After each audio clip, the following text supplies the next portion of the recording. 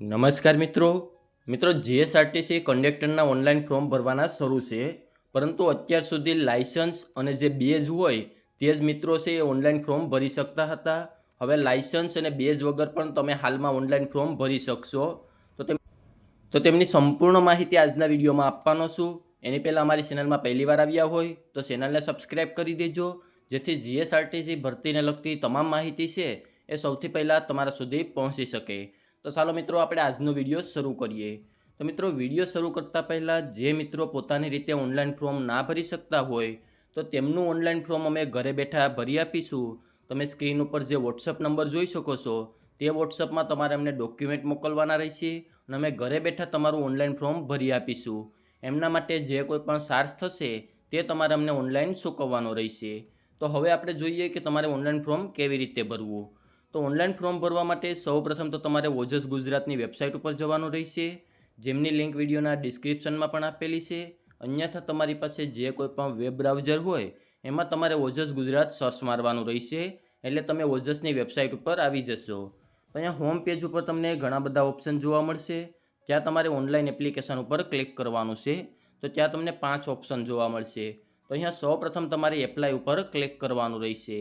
Apply ઉપર click કરશો એટલે અહીંયાથી એડવર્ટાઇઝમેન્ટ સિલેક્ટ કરવાનો તમને ઓપ્શન જોવા મળશે. તો અહીંયા તમે સિલેક્ટ ઉપર ક્લિક કરશો તો ત્યાં તમને જીએસઆરટીસીનો ઓપ્શન જોવા મળશે.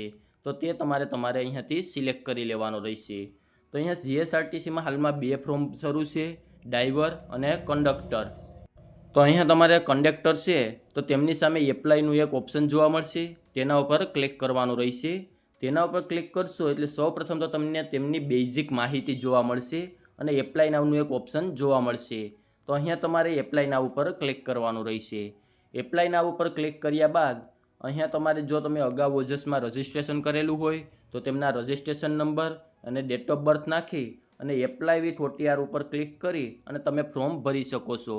પરંતુ જો તમે અગાઉ ઓજસમાં રજિસ્ટ્રેશન ન કર્યું હોય તો તમે અહીંયા સ્કીપ ઉપર ક્લિક કરી અને નવેસરથી ફોર્મ ભરી શકો છો. જેવું તમે સ્કીપ ઉપર ક્લિક કરશો એટલે ફોર્મ ભરવાનું મેઇન પેજ તમારી સામે ઓપન થઈ જશે. તો અહીંયા સૌપ્રથમ તો છે એ ઉમેદવારની માહિતી નાખવાની છે, જેમાં ટાઇટલમાં મિસ્ટર, મિસિસ એવી રીતે તમારે જે લાગવું પડે તે નાખી દેવાનું છે. તમારી સરનેમ, ફર્સ્ટ નેમ, ફાધર અથવા હસબન્ડનું નામ અને મધરનું નામ તમારે અહીંયા એન્ટર કરવાનું રહેશે. ત્યારબાદ તમારે જેન્ડર સિલેક્ટ કરી લેવાની છે, મેલ, ફિમેલ અને રીટાઈપ જેન્ડર છે એ તમારે અહીંયાથી સિલેક્ટ કરી લેવાની રહેશે. ત્યારબાદ તમારી date of birth, marital status, married છો, અનમેરિડ છો કે સેપરેટેડ છો તે તમારે અહીંયાથી સિલેક્ટ કરી લેવાનું રહેશે.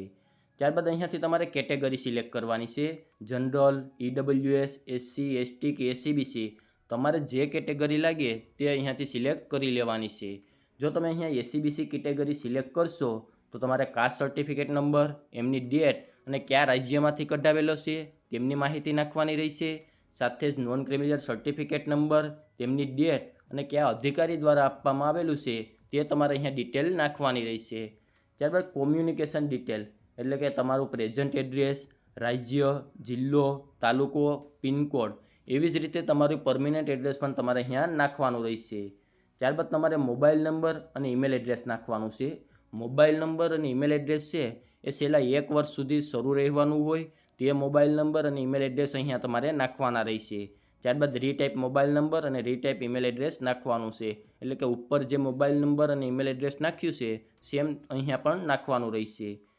ત્યારબાદ તમારે અન્ય માહિતી નાખવાની છે. જો તમે રમતગમતના વધારાના ગુણ મેળવવા લાયકાત ધરાવતા હોય તો યસ આપી અને તેમની ડિટેલ નાખવાની છે, અન્યથા ન કરી અને આગળ વધવાનું રહેશે. ત્યારબાદ પર્સનલ વિથ ડિસેબિલિટી એટલે પીડબ્લ્યુડીમાં આવતા હોય તો યસ આપી અને તેમની માહિતી નાખવાની છે, અન્યથા ન આપી અને આગળ વધવાનું રહેશે. ત્યારબાદ તમારે લહિયાની સુવિધા જોતી હોય તો યસ આપવાનું છે, અન્યથા ન આપી અને આગળ વધવાનું રહેશે. ત્યારબાદ બેઝિક નોલેજ ઓફ કોમ્પ્યુટર એમાં યસ આપવું ફરજિયાત છે. ત્યારબાદ વિધવા વુમન હોય તેમણે યસ આપી અને તેમની માહિતી નાખવાની છે, અન્યથા ન આપી અને આગળ વધવાનું છે. ત્યારબાદ એક સર્વિસમેનમાં હોય તો યસ આપવાનું છે, અન્યથા ન આપી અને તમારે આગળ વધવાનું રહેશે. ત્યારબાદ તમે છે અત્યારે હાલમાં જીએસઆરટીસીના બોર્ડમાં ફરજ બજાવો છો તો યસ આપી અને તેમની ડિટેલ નાખવાની છે, અન્યથા ન આપી અને તમારે આગળ વધવાનું છે. ત્યારબાદ જો તમારી સામે કોઈ ગુનો નોંધાયો હોય તો તેમની ડિટેલ નાખવાની રહેશે. તો ત્યાર પછી તમારે લેંગ્વેજ ડિટેલ નાખવાની છે. એમાં ગુજરાતી, હિન્દી અને ઇંગ્લિશ તમે બોલી, વાંચી અને લખી શકતા હોય તે મુજબ તમારે અહીંયા ટીક માર્ક કરવાના રહેશે. ત્યારબાદ તમારે અહીંયા એજ્યુકેશન ડિટેલ નાખવાની છે. એટલે કે આમાં ફોર્મ ભરવા માટે 12 પાસ ફરજિયાત છે. 12 પાસ અથવા 12 પાસ ઇક્વિવેલન્ટ સર્ટિફિકેટ હોવું જરૂરી છે. તો અહીંયાથી તમારે SSC સિલેક્ટ કરવાનું છે. ત્યારબાદ તેમના પર્સન્ટેજ, ક્લાસ જે હોય એ સિલેક્ટ કરવાનું છે. બોર્ડનું નામ, સ્ટેટનું નામ, પાસિંગ યર, કેટલી ટ્રાયલમાં તમે 12 પાસ કર્યું અને લાસ્ટ ટ્રાયલ સીટ નંબર છે તે ડિટેલ તમારે અહીંયા નાખવાની રહેશે. ત્યારબાદ અહીંયા કંડક્ટર લાઇસન્સની માહિતી નાખવાની છે. જો તમારે કંડક્ટર લાઇસન્સ નીકળી ગયું હોય તો તમારે અહીંયા માહિતી નાખવાની છે. અન્યથા તમને નોટ કરીને અહીંયા લખવામાં આવેલું છે કે ઉમેદવારોએ અરજીપત્રકમાં કંડક્ટર લાઇસન્સ અને બેઝની માહિતી છે એ દર્શાવવી ફરજિયાત નથી.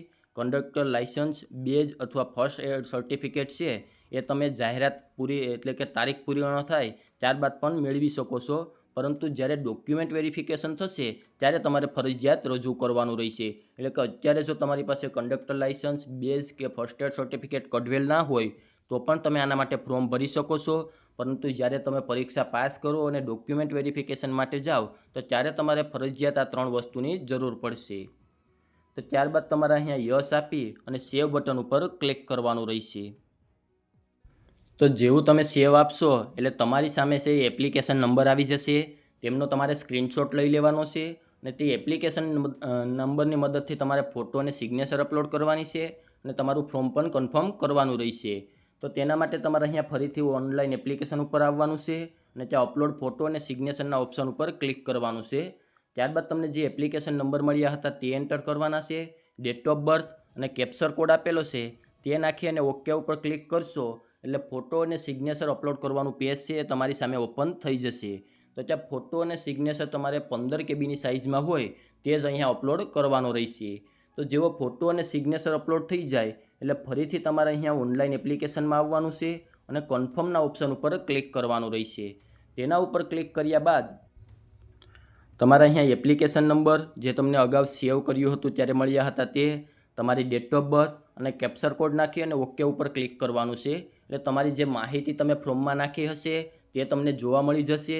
તે તમારે એકવાર વેરીફાઈ કરી લેવાની છે અને નીચે કન્ફર્મનું ઓપ્શન હશે તેના ઉપર તમારે ક્લિક કરવાનું રહેશે. તેના ઉપર ક્લિક કરશો એટલે તમને કન્ફર્મેશન નંબર મળી જશે 8 ડિજિટના. તો તેમનો તમારે સ્ક્રીનશોટ લઈ લેવાનો છે અને તે કન્ફર્મેશન નંબર તમારે સાચવવાના રહેશે. તે કન્ફર્મેશન નંબર લઈ અને તમારે ફ્રી ભરવાની રહેશે અને તમારા ફોર્મની પ્રિન્ટ કાઢવાની રહેશે. તો ફ્રી ભરવા માટે ફરીથી તમારે અહીંયા ઓનલાઈન એપ્લિકેશનમાં જવાનું રહેશે અને print application form pay fee ઉપર ક્લિક કરવાનું રહેશે.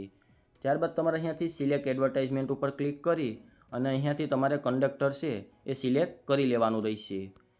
તે સિલેક્ટ કર્યા બાદ તમને જે કન્ફર્મેશન નંબર મળ્યા તે એન્ટર કરવાના છે. ડેટ ઓફ બર્થ અને કેપ્ચર કોડ આપેલો છે તે નાખી અને ઓનલાઈન પેમેન્ટ ઓફ ફ્રી ઉપર ક્લિક કરી અને અહીંયાથી છે એ જનરલ કેટેગરીવાળાએ 300 અને કેટેગરીવાળાએ 200 રૂપિયા ફ્રી ભરવાની રહેશે. ત્યારબાદ આવી જ રીતે બધી ડિટેલ નાખી અને પ્રિન્ટ એપ્લિકેશન ફોર્મ ઉપર ક્લિક કરી અને તમારે તમારા ફોર્મની પ્રિન્ટ અહીંયાથી મેળવવાની રહેશે. તો આવી રીતે તમારે કંડક્ટરનું ફોર્મ ભરવાનું રહેશે. હાલમાં લાઇસન્સ, બેઝ કે કોઈ પણ વસ્તુ ના હોય તો પણ તમે કંડક્ટરનું ફોર્મ ભરી શકો છો. હવે જે મિત્રો પોતાની રીતે ઓનલાઈન ફોર્મ ના ભરી શકતા હોય તો તેમનું ફોર્મ અમે ઘરે બેઠા ઓનલાઈન ભરી આપીશું. તમે સ્ક્રીન ઉપર જે વોટ્સએપ નંબર જોઈ શકો છો તે વોટ્સએપમાં તમારે અમને માત્ર મેસેજ કરવાનો છે, કોઈ પણ મિત્રોએ કોલ ના કરવો. એટલે તમે તમારા ડોક્યુમેન્ટ અમને વોટ્સએપમાં મોકલશો એટલે અમે ઘરે બેઠા તમારું ઓનલાઈન ફોર્મ ભરી આપીશું અને તેના માટે જે કોઈ પણ ચાર્જ થશે તે તમારે અમને ઓનલાઈન ચૂકવવાનો રહેશે. હવે આને લગતો જો બીજો કોઈ પણ પ્રશ્ન હોય તો નીચે કોમેન્ટ બોક્સમાં જણાવી દેજો, ત્યાં તેમનો જવાબ આપી દઈશું. અને આજના વિડીયોમાં આપવામાં આવેલી માહિતી સારી લાગી હોય તો વિડીયોને લાઇક કરી દેજો અને અમારી ચેનલમાં પહેલી વાર આવ્યા હોય તો ચેનલને સબસ્ક્રાઈબ કરી દેજો, જેથી જીએસઆરટીસી ભરતીને લગતી તમામ માહિતી છે એ સૌથી પહેલાં તમારા સુધી પહોંચી શકે.